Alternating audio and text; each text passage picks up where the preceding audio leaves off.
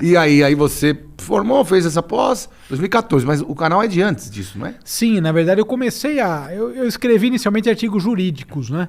Escrevia para um informativo jurídico chamado Migalhas, escrevia para jornal também. Eu tenho vários recordes de jornal que eu escrevi para o jornal Araraquara, Imparcial, tal. Artigos jurídicos. Isso, aquilo, tal, né? É bem interessante, assim, o histórico, né?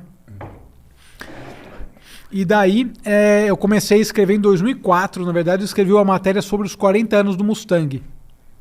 40 anos do Mustang.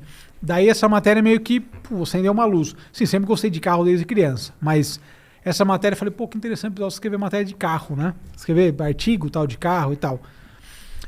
E daí criei um blog no IG, que era Blig ainda na época, né? Faz bastante tempo isso. Bom, foi 2004, 2005 isso, né? O IG era o internet grátis do cachorrinho, que era do Matina Suzuki, que era o chefe. Acho que é isso mesmo. E criei lá um blog, chamava Na Garagem. E depois, em 2007, criei Garagem Belotti, Blogspot ainda na época. Mas não era vídeo, era só escrever. Era só escrever e daí eu comecei a tirar foto. O primeiro carro que eu lembro que eu tirei foto até hoje é uma rua que fica lá em Moema, o bairro que eu morei 15 anos, né? Era uma rua sem saída que há alguns anos está fechada já. Elas fecharam, né? Tem várias ali, né? Tem rua fechada, o pessoal faz aquelas petições, enfim, nem sei como consegue isso, mas fecha a rua. Fica parecendo um condomínio. Então a rua fechada, mas foi ali que a garagem começou. A primeira matéria que a gente fez até hoje, eu lembro que foi um CR3 conversível 85. Foi engraçado na época, depois que eu conheci outros colecionadores, inclusive até um deles que é o Júlio Penteado, ele estava lá em Araxá. Ele é um cara muito bacana, não só um grande colecionador, mas uma pessoa que também me apresentou muitos outros colecionadores, sempre muito... É legal porque ele sempre foi uma pessoa muito receptiva, né? Às vezes pega um colecionador, ele é mais fechadão e tal. Vai falar disso ainda, que a gente conversou aqui no bastidor. Assim, bicho pra ser, não chato, né? Porque chato é muito vago. Sim. Mas cara pra ser difícil de tratar é antigo mobilista. Mas daqui a pouco a gente fala disso. E ele foi uma das primeiras pessoas que conheci no meio, acho que a primeira mesmo, assim, né? Tinha o Ortiz também, o Silvério Ortiz, que ele era um cara que ele foi executivo da IBM, morou no Canadá, teve Pontiac Trans-Am, lá nos anos 70. Nossa. E ele tinha um Maverick, tinha um Jeep militar, enfim, ele morava em Moema também. Ele era um cara bem diferente, mas como ele era carioca, né? Depois de alguns anos morando em São Paulo, ele voltou pro Rio. Ele falou, não aguento esse frio e tal, okay, enfim, né? Para um carioca de Ipanema, morar em Moema deve ser um exílio, né? Porque ele morava num prédio lá, mas ele falou, sinto falta, tal, no Rio eu vou pôr um Jeep na praia, vou lá na areia, tal, né? Sim. Pode andar sem capota. Sem dúvida. Mas ele é um cara muito bacana, o Ortiz. Então ele foi um dos primeiros que eu fiz, mas o primeiro com a placa da garagem, inclusive eu mandei fazer a plaquinha, tinha um lá no antigo Detran, quando era linda lá perto do Ibirapuera, né, o Detran. Sim, aquele prédio, parecia o Treme-Treme. Sim. Que virou um museu, né, há alguns anos já ali. Sim. Tinha lá uma pessoa que fazia placa decorativa, eu fiz garagem, então, aquela placa preta, do garagem, de alumínio. E foi engraçado que quando eu conheci alguns colecionadores, isso em 2007, 2008, a primeira matéria tinha sido o CR3 conversível, né? Eu lembro que alguém comentou, mas quem vai querer comprar um CR3 conversível? Eu falei, vai querer, né? Porque eu pensei, é um carro que marcou época, enfim, né? E hoje em dia é um carro valorizado também. Não, hoje... Apesar de ele não ter nenhuma coisa especial, assim, como tiveram os GTS, os GTI, os GT, mas de qualquer maneira não tem mais, né? Não, são carros que acabam... marcou a vida de muita gente. E o 85 conversível é o primeiro, né? Porque o sem ser conversível é 84. Sim, e o 85 é o primeiro conversível. Que era um dos carros mais caros do Brasil e tal. E assim, essas histórias... Chovia mais dentro do que fora. Mas você sabe que depende muito, às vezes, ele uma coisa que ele tinha que era legal era a vigia de vidro, né? Sim, não era plástico. Não era plástico, né? Às vezes Todo mundo tinha Puma, estava acostumado com vigia de plástico, né? Sim, ele tinha vigia de vidro, né? Calceira Karmann também, né? Bacana. Mas uma história legal de paixão por carro, meu irmão gosta muito de carro também. A gente tava a minha tia, a gente morava na Araraquara, minha tia tinha um namorado, isso nos anos 80, 85, 86, que era o Paulo. Ele e o irmão dele, eles traziam várias coisas da Zona Franca de Manaus. Ele trouxe pra gente na época... Era uma moda, né? Sim. Eu lembro até hoje um VHS, né? Sim. 4 cabeças, sempre Toshiba. Não, pô, era caríssimo. Sensacional. Puta, era demais aquilo. Era até um MacBook, um Mac Pro hoje. E você ia na locadora, né?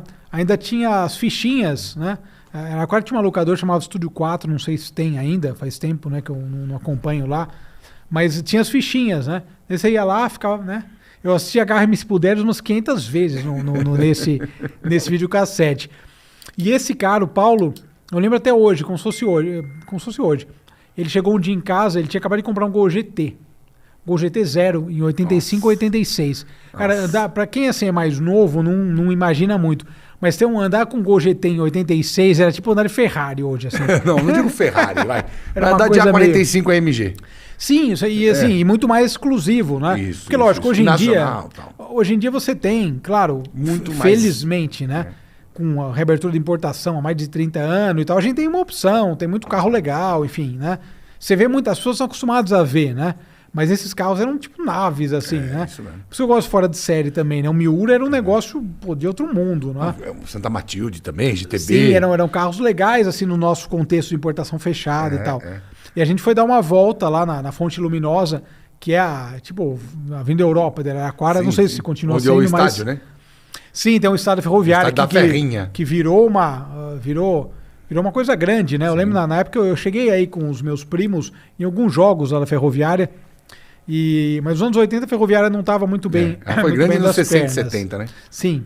Depois eles voltaram, atualmente eu não sei como eles estão. Acho que no Paulista eles estão na primeira divisão e tal. Sim, mas eu acho que tá tendo um movimento ali do futebol feminino. Ah, verdade. O futebol feminino tá indo bem lá em Araraquara. Vamos começar a falar de futebol, porque eu gosto demais também, então... Mas a ferroviária foi engraçado.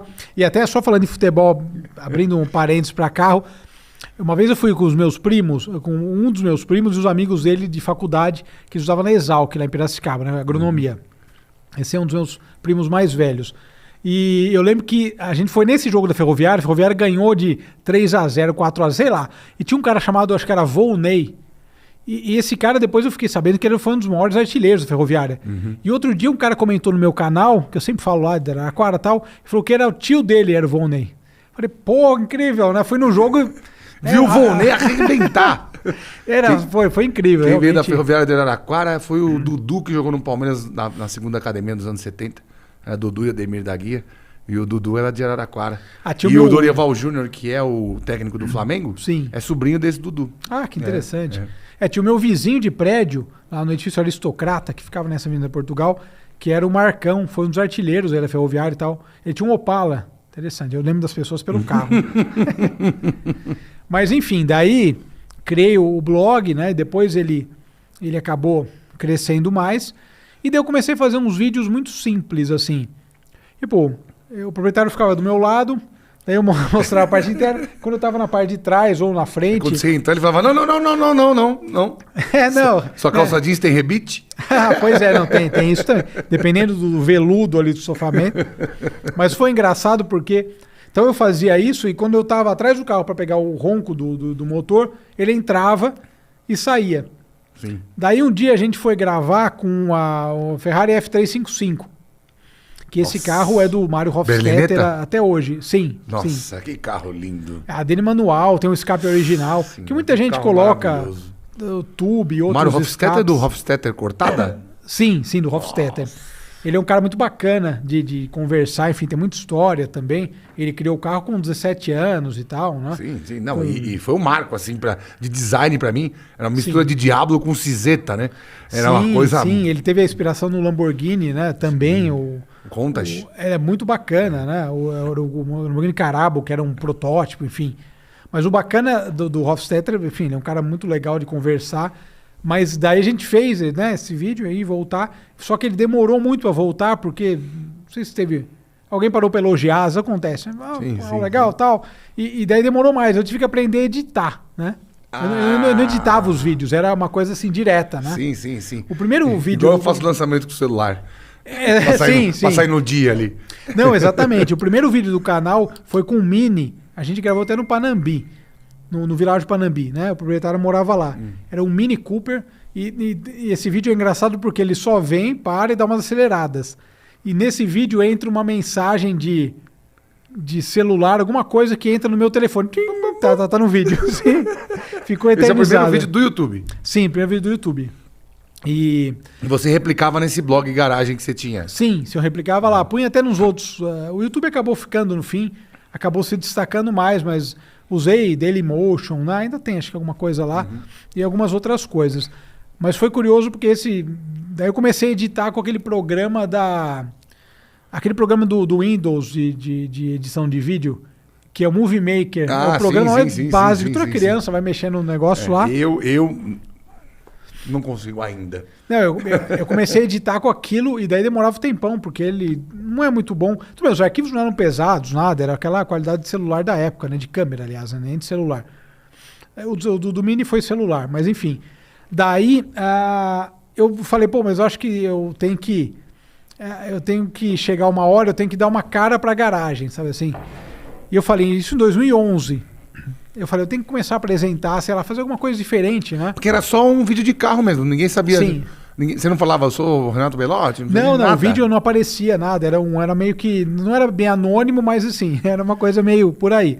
Tipo aqueles vídeos coreanos de fazer lanche, o cara não aparece. Sim, não, realmente, exatamente, é como aqueles vídeos que você fala, que negócio legal, mas não aparece quem faz, né?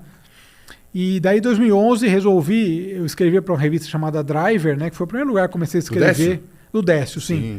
Foi o primeiro lugar que comecei a escrever recebendo mesmo, né? Aquela satisfação de você escrever. Uma vitória. Recebendo aqui, né? Enfim, né? Sim. Eu não tô seguindo direito, mas pelo menos alguma coisa tá girando aqui. Sim. E que antes mandei para outras revistas e tal, mas como aquela história de colaborador e tal, né? Enfim. Eles mandavam uma revista, às vezes nem mandavam revista, ficava esperando, não te mandavam nada, era fogo. Era meio sazonal também, né? Sim, também, era sazonal. Deixa eu só dar um salve aqui pro pessoal. Sim, opa, claro. Fábio Dias, boa noite. Jairi Pereira, boa noite. Rafael Fusco, boa noite, povo de Roma. Vamos falar muito de carro italiano aqui. Fernando Arabi, boa noite, senhores. Alexandre Is, boa noite. Fernanda Teles. Sim. É a sua digníssima. Fernanda. O Carlovers, boa noite. Paulo Santi, duas feras. Nem me compara, rapaz do céu. Que esse rapaz... Imagina. Morro Alto Garage MAG, um salve do morro. Valeu. Onde é o Morro Alto Garage? Não sei. João Santos, Belotti e Jana, que dupla. Sindicato de Mantas Acústicas. Porque eu criei isso lá no canal. Falei, o pessoal do Sindicato da Manta Acústica vai ver que não tem aqui no capô, vai ficar putaço. Sim, e aí o cara criou um perfil. O Weber W40, buenas. Sindicato de Mantas Acústicas mandou uma borboleta, que eu não entendi nada. Renato Jardim, boa noite. Tiago de Souza Paz, um grande abraço pro Belotti e pro Janacletos. Aí, não chamam mais de João. Fudeu já. Pois é. Ainda mais com o nosso cupom da Pneu Store. Agora já é Jana mesmo. Vou incorporar no sobrenome. Grande abraço pro Belotti e pro Janacletos. Muito bom programa, Fernando Júnior. Belotão, a conversa é sempre boa. Na verdade, esse aqui é um forte candidato a ser um podcast para durar 5 horas. Se tivesse comida e bebida decente, é que não deu tempo. Hoje o dia foi corrido, a gente vai falar daqui a pouco disso do HRV.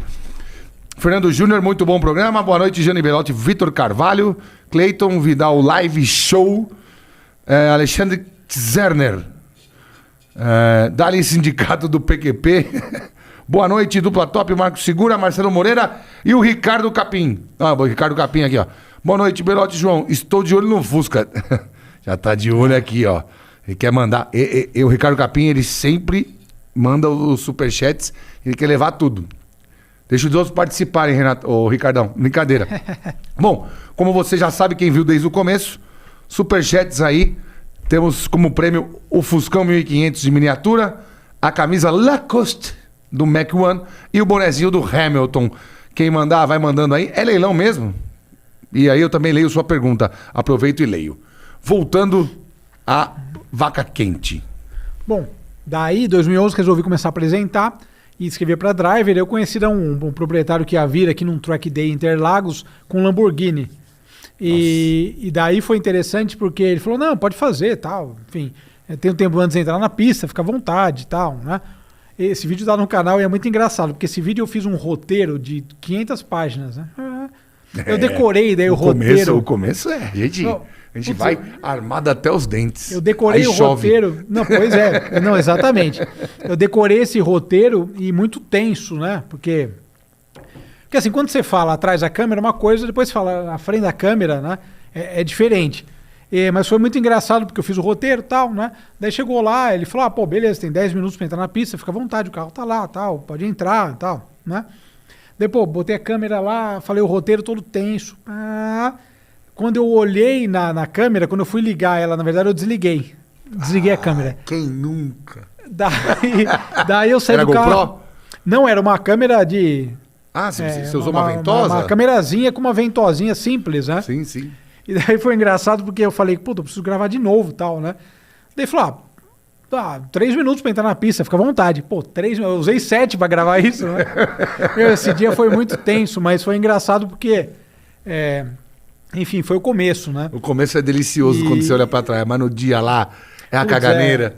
Nossa senhora. Não, é bem complicado. E depois ele foi andar na pista, e daí eu deixei a câmera dentro do carro, que não tinha GoPro e nada nessa época. Eu não tinha, né, ainda. Caríssimas eram. Continua cara, mas... Mas você acha uma de segunda mão por 1.500. Não, tem razão. Mas foi engraçado porque daí ele, na primeira acelerada, na primeira curva que ele foi fazer no S lá, a câmera já virou. E daí ele no vídeo no vídeo original, tentando dar uma arrumadinha, né? Aquela Força G do Lamborghini Gallardo, Interlagos, né? A câmera... ele falou, chegou uma hora que ela caiu lá, ele falou, não dava pra pegar. Eu falei, não, ou dirigiu ou pegava. Sem dúvida. Então, o cara tá num truck dele, Lamborghini, mas não vai pegar a câmera. A última coisa que ele vai se preocupar é essa. Exatamente. Mas foi legal. E daí foi aprendizado, né? A apresentação é bacana porque a gente pega o jeito e até depois outras oportunidades surgiram, até gravar série ou gravar com equipe mesmo, que é uma coisa legal também, né?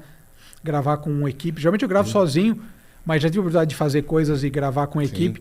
E na verdade, sempre que eu olho para a lente da câmera, eu vejo a minha lente da câmera que eu estava ensaiando no quarto em 2011. Do caralho. Então, assim, meio que você fecha e tipo, ter 500 pessoas em volta, você tá falando ali, né?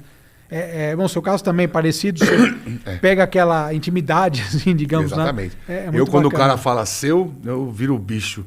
É muito legal. Esqueço de tudo. Sim. Alguns momentos não. Quando eu tenho concessionária, às vezes tem que gravar alguma coisa, eu ainda fico um pouco retraído, mas quando tá eu e o câmera ali, inclusive acendeu a luz, eu pego fogo. A gente faz cabeça e tal, essas coisas aí, né? Uma vez eu fui fazer uma série com a Petrobras de Petrobras nas pistas, chamava, né? Eram episódios, né? Acho 4 ou 5, falando de caminhão, Fórmula Truck e tal. E eles eram os patrocinadores masters do evento. Eu falei, esse é o melhor coisa que tem, né? Porque eles chegaram lá no autódromo em Goiânia, que é bem legal o autódromo de Goiânia, não sei se você já conhece. Eu não fui ainda, não. É legal lá. Goiânia, eu andei em outras pistas lá. Goiânia é um lugar bacana, né? Até eu achei bem interessante Goiânia. Estive 2 vezes lá, achei a cidade legal, assim, pelo pouco que eu conheci, legal demais. Né? Goiânia é a cerveja mais gelada do Brasil. Bacana. Não, quando acabava a gravação à noite, que a gente ia lá tomar umas no bar, era divertido também. Mas daí a gente gravou e foi curioso porque tinha a menina que era produtora, né, que estava lá, uma equipe pequena, e o narrador falando, na Fórmula Truck é legal porque a Copa Truck, acho que agora, né, chama Copa Truck, os caras vão lá, levantam a plateia e tal, e daí como a Petrobras patrocinadora master, né, ela falou, peraí que eu vou resolver, porque tinha que fazer as cabeças, né, daí ela foi lá na torre, né, patrocinador master, né, o povo ficou em silêncio. Falei, foi uma cabeça mais fácil de gravar, porque assim, não teve nenhum som de ninguém, nem música, nada. Pararam o show para gravar as cabeças. Ele falou, não, pô, tranquilo. Bom, por conta de ser patrocinador master, enfim, né?